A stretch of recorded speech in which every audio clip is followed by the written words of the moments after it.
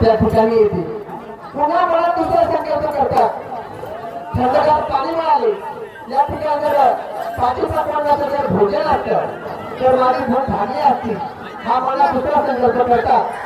आपण संकल्प करतात त्या ठिकाणी पाठी पाठवण्याचं ताट त्या ठिकाणी येतात आणि ते जळतात आणि तृप्त होतात। आणि मला तिसरा संकल्प येतो, तहान भागली, पोटभर पक्वान्न मिळालं या ठिकाणी जर एक शबरी पलक असता तर आरामाची व्यवस्था झाली असती। आता मला देतात त्या ठिकाणी शबरी पलक त्या ठिकाणी येतो।